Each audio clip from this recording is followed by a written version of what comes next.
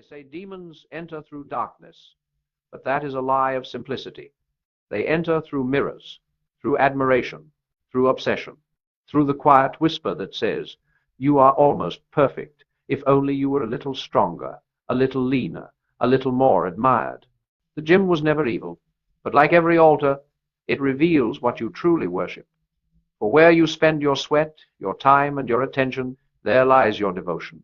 And if the body becomes the temple, it is easy to forget the God who dwells within it. There are men and women who walk into that sacred space of transformation with purity. They train to serve, to heal, to strengthen. But there are others who step inside, carrying an emptiness that no mirror can fix. Their workouts are not worship. They are warfare against their own reflection. They lift not to grow, but to silence the voice that says, "You are not enough." And though their muscles harden, their hearts grow hollow. Because pride is the heaviest weight a man can carry, and the gym has become the modern cathedral of pride. Once, man sought salvation in prayer. Now he seeks it in performance. Once he fasted to remember his dependence on the divine. Now he starves himself for definition. The cross has been replaced by the mirror, the psalm by the playlist. And though he sweats and grinds and transforms his flesh, he cannot understand why peace never arrives. He calls it discipline, but it is addiction in disguise, the addiction to control, the illusion that mastery of the body can redeem the soul. The demons of this age do not wear horns, they wear ambition. They whisper not sin, but improve. They tempt not with corruption, but with perfection. They do not ask you to fall. They convince you to climb endlessly, pointlessly up a mountain that has no summit. And when you reach what you thought was the top, you find another peak, higher still, calling you with that same deceitful promise, just a little more. It is not evil to build your strength. It is divine to honor the body that was given. But it becomes idolatry when the mirror tells you who you are instead of your maker. Every repetition without gratitude, every flex without humility, every comparison without compassion, these are small invitations to darkness. Because pride is the oldest possession. It was pride that turned angels into demons, beauty into arrogance, discipline into obsession. Look around any gym in this modern age, and you will see not just bodies training, but souls performing. Faces locked in silent competition, eyes flicking to mirrors and screens, measuring worth by inches and likes. We no longer train to serve life. We train to display it. The sacred act of discipline has been hijacked by ego. We no longer lift for purpose. We lift for proof. Proof that we exist. Proof that we matter. Proof that we can control what life will one day take from us, our youth, our flesh, our illusion of permanence. This is where the demons enter not as supernatural creatures, but as invisible habits of thought. They creep in when you begin to believe your value is visible. They thrive in comparison, in envy disguised as inspiration, in vanity disguised as motivation. They whisper, "You are your image. You are your progress. You are your body." And in chasing that illusion, the soul forgets that its strength was never meant to be seen, only to be used. The strongest man in the room is not the one who lifts the most, but the one who can lift his pride and lay it down. The most disciplined woman is not the one who tracks every calorie, but the one who can forgive herself when she fails. There is a quiet holiness in restraint, in knowing when enough is enough. But the culture has no room for enough. It worships more sets, more followers, more perfection. And more has no ceiling, only collapse. The body, beautiful as it is a temporary house. The spirit is the eternal resident. But the moment the house begins to believe it is the master, the order of creation inverts.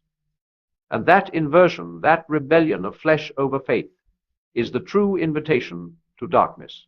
Because when you worship the temporary, the eternal within you begins to starve. You start to trade joy for judgment, love for validation, peace for performance. You lose your reflection, not to the devil, but to your own desire. There is nothing wrong with discipline. There is nothing wrong with the gym. The corruption is not in the steel. but in the story you tell yourself while you lift it. If the story is pride, it poisons you. If the story is gratitude, it purifies you. The same action, the same motion, can either enslave or enlighten depending on the motive behind it. A humble workout is worship. A vain one is witchcraft, the subtle kind, the kind that enchants the self into forgetting its source. Ask yourself, when you train, who are you becoming? Are you chasing strength or running from weakness? Are you building a temple for service or a shrine for attention? Are you polishing the vessel or worshipping it? These questions burn because they expose the truth that most of what we call self-improvement is just self-idolatry with better lighting. And yet, even in this vanity, grace still moves, because every repetition, every drop of sweat, every aching muscle carries a message from eternity. You were made for more than mirrors. The energy you waste on image could move mountains if aimed at meaning. The same willpower that sculpts the body could heal the world if surrendered to love. You are not wrong to desire strength. You are only mistaken in believing it comes from the flesh. Real strength begins where pride ends. The gym could be holy ground if only you entered it with awareness. Every breath could be a prayer. Every lift a metaphor for rising from despair. Every step a remembrance that you were not built merely to impress, but to endure. Imagine if every person who trained saw their motion as meditation, not an escape from weakness, but an expression of gratitude for existence itself. The world would change. Vanity would become virtue. Self-worship would transform into stewardship. But for now, the demons still linger, not because they have power, but because we keep feeding them. They eat our comparison, our jealousy, our endless scrolling for validation. They thrive on the energy we pour into image instead of intention. And so long as the mirror remains our master, they will live there in the reflections we mistake for reality. The cure is not to flee the mirror, but to see through it, to look not at the body, but at the being, to see the reflection not as perfection to chase, but as creation to honor. To realize that every muscle, every line, every imperfection is evidence of life, the gift we did not earn but were entrusted with. Gratitude breaks every curse. It turns the mirror from a portal of pride into a window of worship. When you lift from gratitude, the body no longer competes. It cooperates. The gym becomes a sanctuary. The weights a teacher. The sweat a hymn. You learn that strength without humility is violence. But strength with humility is virtue. You begin to understand that the true enemy was never weakness, but the illusion that you had to be flawless to be loved. You begin to notice that the same discipline that once enslaved you can also save you, if only the motive changes. The demon does not live in the act itself. It lives in the intention. Every repetition is a prayer, or it is a curse. Every drop of sweat is either sacrifice or show. The difference is so small that most never notice it, and yet it defines the distance between pride and peace. When you lift to dominate, you feed the ego. When you lift to discover, you feed the soul. The same motion, the same exertion, one imprisons, the other redeems. The discipline that once came from fear can be transformed into one born of reverence. There is a sacred silence hidden in the rhythm of training, the steady breath, the beating heart, the quiet war between effort and surrender. This is not a battlefield of muscle, but of meaning.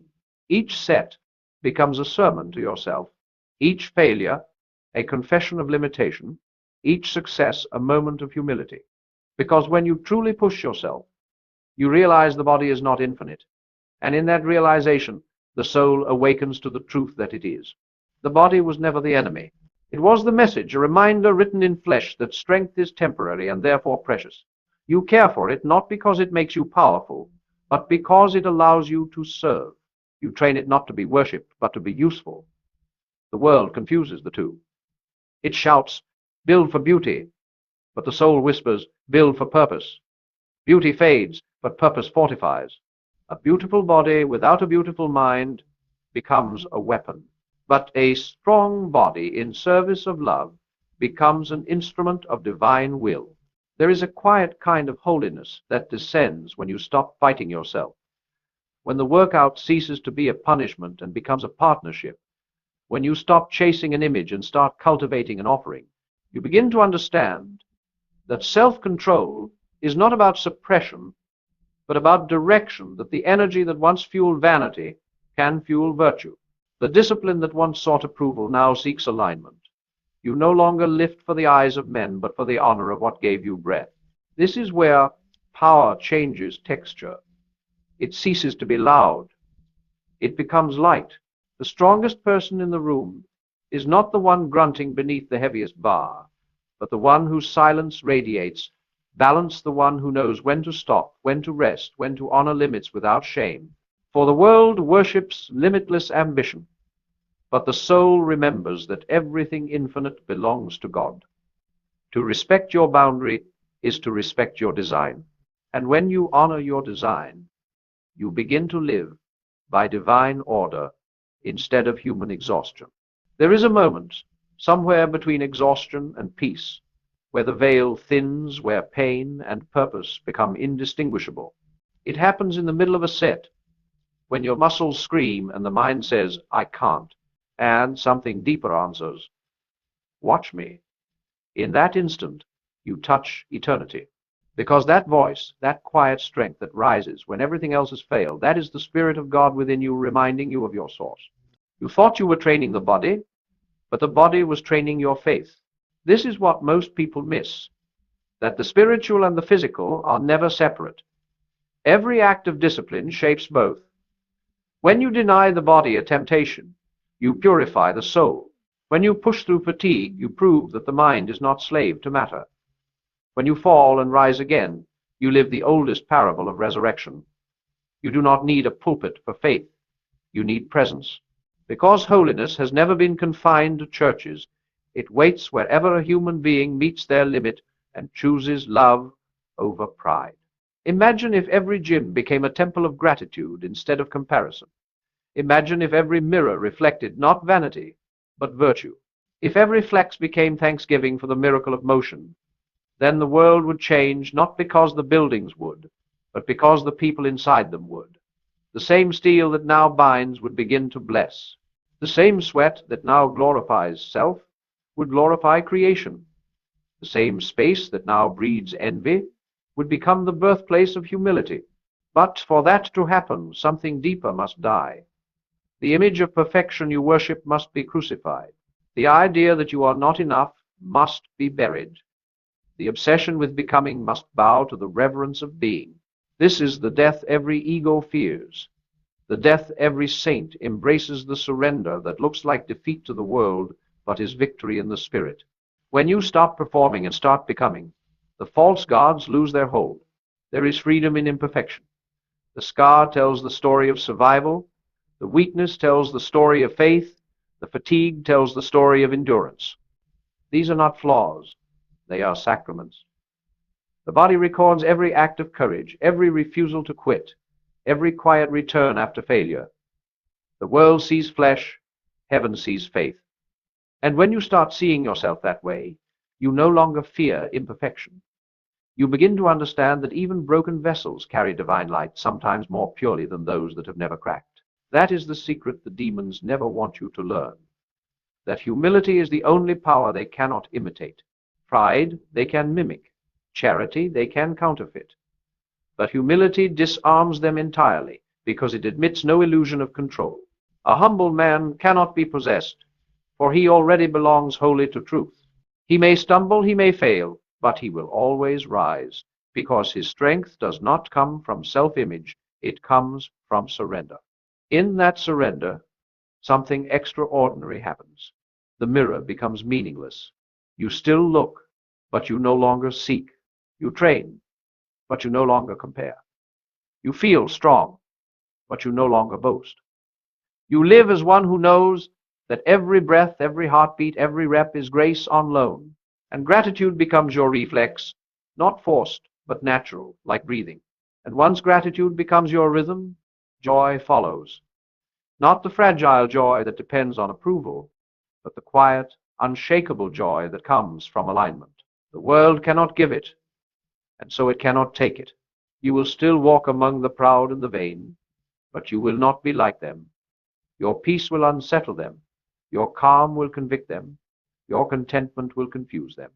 Because nothing frightens the ego more than someone who no longer needs it.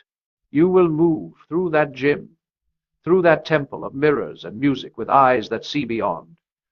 You will nod to others, not in competition, but in compassion. You will understand that everyone there is fighting their own invisible war, not against weakness, but against worthlessness. You will see that every person lifting heavy is trying to prove they exist, that every exhausted face is a prayer for peace in disguise. And instead of judging, you will bless them quietly, invisibly, sincerely. That is how you cast out demons now, not by shouting at the darkness, but by being light within it, not by condemning those who worship their reflection, but by showing them what it means to reflect love instead. You will not preach, you will radiate, and in your stillness, others will feel something ancient and familiar, the presence of peace, the whisper of truth, because the gym was never cursed. It was waiting for someone to remember that every space where humans strive can become sacred if they bring awareness into it. The demons were never creatures. They were conditions, habits of thought that crumble in the face of consciousness. And now, consciousness has returned. The same man who once trained for vanity now trains for vision. The same woman who once punished her body now praises it. The same floor that echoed with competition now hums with calm. Nothing outside changed, only intention did. And in that transformation, the holy returns to the human. When strength ceases to be spectacle and becomes service, everything changes. You no longer live to conquer, you live to carry. You no longer train to dominate, you train to deliver. Power is no longer measured by what you can hold, but by what you can give away. The truest sign of strength is gentleness, the ability to touch without harm, to guide without pride, to stand tall without casting shadow. The strong man who kneels becomes the holiest of warriors. The disciplined woman who serves becomes the quiet architect of renewal. For in this world that worships might, mercy is the ultimate rebellion. Every gym, every place of striving was always meant to teach this. It was meant to reveal that the body is not the end, but the instrument. When you lift, you are practicing responsibility. When you endure, you are learning patience.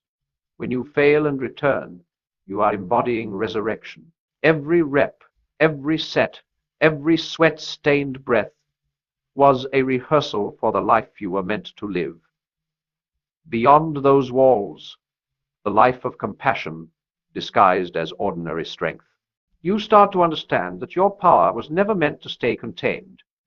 It was meant to overflow. You become the one who notices the weary, the newcomer, the one too ashamed to begin. You recognize the look in their eyes because once it was yours. You remember what it felt like to hate your own reflection, to crave validation like oxygen. And so you reach out, not to preach, but to welcome, not to fix, but to accompany. And in that moment, the iron sanctuary becomes sacred ground again because love has re-entered it. To be strong in spirit is to be unoffended, to walk among vanity without envy, to see through arrogance and still forgive. That is mastery. That is what the body was training you for all along, not to lift metal, but to lift souls, not to prove yourself, but to improve the world through presence. The man who can deadlift twice his weight, but cannot lift another spirit, is still weak. But the one who can stoop low to serve, even after triumph, carries a strength that no injury can break. This is where the divine pattern begins to reveal itself. You start to see that everything external mirrors something internal. The repetition of exercise mirrors the repetition of prayer. The breaking down of muscle mirrors the breaking down of pride. The rebuilding after rest mirrors the renewal of grace. The same principle governs both body and soul. Growth through surrender, power through patience, resurrection through struggle. There is no division between sacred and secular when your heart is aligned, only one long act of devotion lived in many forms. And then something miraculous happens. You stop comparing progress altogether. The mirror no longer taunts, it testifies. You see yourself and feel gratitude, not judgment. You thank the Creator for design, for motion, for endurance, You no longer desire perfection because you finally understand that perfection already exists, not in your shape, but in your purpose. Every scar, every limitation, every flaw was woven into your story so that humility would have a home. This revelation changes how you treat others. You stop competing and start connecting. You cheer when someone else succeeds because their victory is no longer a threat to your worth. You help when someone fails because their fall reminds you of your own rising. You begin to see humanity as one great body, many limbs, many strengths, many weaknesses, all sustained by one unseen spirit. And when that vision takes root, comparison dies. The old demons of envy, vanity, pride, and insecurity begin to starve. They cannot survive in the presence of gratitude. They cannot breathe in humility. They cannot follow you into love, because love requires self-forgetfulness. They fade like shadows when the light of compassion enters. And all at once, the gym, that place of mirrors and sweat, becomes an altar again, consecrated not by ritual, but by revelation. It is a strange kind of peace. You find yourself enjoying the effort again, but for different reasons. You lift not to escape life, but to embody it. You sweat not to prove worth, but to honor breath. You endure not to achieve, but to remember. Every motion becomes meditation. Every ache becomes offering. The body, once an idol, becomes an instrument of prayer. And as you move, you feel the quiet rhythm of something larger, the heartbeat of creation pulsing through you, the same energy that raised the mountains and calms the seas. In that stillness between sets, between breaths, you realize that strength was never yours to begin with. It was always borrowed. The body is a temporary lease on eternity, a vessel on loan from the divine. And once you understand that, you handle it differently. You treat your health not as possession, but as responsibility. You eat not for indulgence, but for stewardship. You rest not for laziness, but for reverence. You begin to live like one entrusted with something sacred, and that is the ultimate transformation, when the pursuit of strength becomes gratitude for grace. You start to measure success not in weight lifted or goals achieved, but in peace maintained. You can face the noise of the world and remain centered. You can feel the old temptations and no longer obey. You can witness the vanity around you and feel compassion instead of superiority, because you no longer need to be better. You only need to be true. When the heart reaches this maturity, the body follows. It grows calmer, healthier, more harmonious. You stop punishing it for imperfection. You stop chasing the endless better. You give it what it needs, not what ego demands. And suddenly, energy flows freely again. Creativity awakens. Joy returns. Even your strength feels lighter, because it is finally aligned with love instead of pride. This is how discipline becomes devotion. Not through dramatic change, but through gentle awareness. The shift is subtle, from self-focus to self-offering, from proving to serving, from vanity to virtue. You wake up one morning and realize that everything around you is the same, but you are not. The world has not changed, but your sight has. The demons did not disappear, they became irrelevant. You see them for what they are, old fears dressed in new words, and they hold no more power, because love has replaced fear. Gratitude has replaced guilt. Awareness has replaced ambition. And in that alchemy of the soul, the curse turns to blessing, the mirror to ministry, the gym to grace. You will know you have crossed the threshold when the noise fades and movement feels like prayer, when your breath slows to the pace of eternity, and your heart beats with gratitude instead of urgency. The gym no longer feels like a proving ground, but like a sanctuary. You are no longer a competitor. You are a caretaker of your body, of your purpose, of the world entrusted to you. You move with intention, you speak with awareness, and you begin to see that all of life, the struggle, the sweat, the stillness, has been sacred all along. For years you thought you were chasing perfection, but now you understand you were being led to presence. The perfection you longed for was not in symmetry of muscle or mastery of form. It was in the wholeness of being one with what you do. When your actions align with your soul, you enter the state the mystics called peace. Nothing to prove, nothing to hide, nothing to fear, just breath and being. The weight you carry no longer feels heavy because it has purpose. Every repetition becomes remembrance. That strength was given to you so that others could be lifted too. The greatest men and women are not those who stand on stages or post their triumphs, but those who bear burdens quietly so others may rest. They walk among us unnoticed trainers of the unseen, builders of spirit. They do not preach, they demonstrate. Their presence itself becomes a sermon that says, "See, it is possible to be powerful and peaceful at once." They move through the same chaos, but their eyes remain kind, their tone gentle, their hearts undisturbed. They know the secret that ends all competition, that the only opponent worth conquering is the ego that fears insignificance. You realize, then, that there were never truly 5 gym habits that invite demons. There were only 5 doorways through which pride enters: vanity, comparison, envy, obsession, and control. And each one can be redeemed by its opposite: humility, gratitude, compassion, surrender, and faith. The demons were never outside of you. They were your own unguarded desires, your own misdirected fire.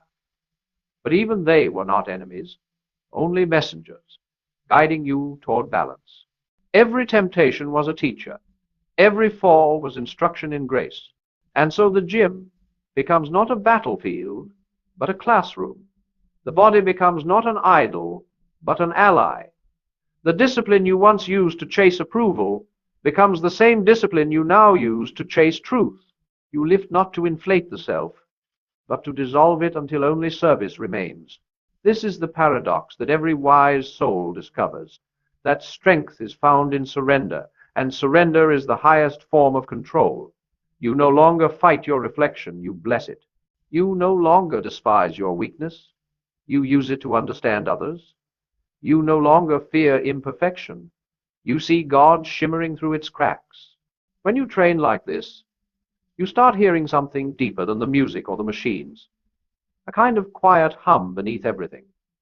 The rhythm of your breath syncs with it. The beat of your heart follows it. It is the pulse of life itself, the same vibration that spins galaxies and opens flowers. You realize you were never alone in your effort. Every motion of your body was echoed by creation, every act of growth mirrored by the cosmos. You were never the lifter, you were the lifted. And the moment you feel that, the entire illusion of isolation falls away. There is no need to escape the world once you understand how to see it. You can walk through vanity untouched, through greed uncorrupted, through temptation unshaken, because your sight has changed.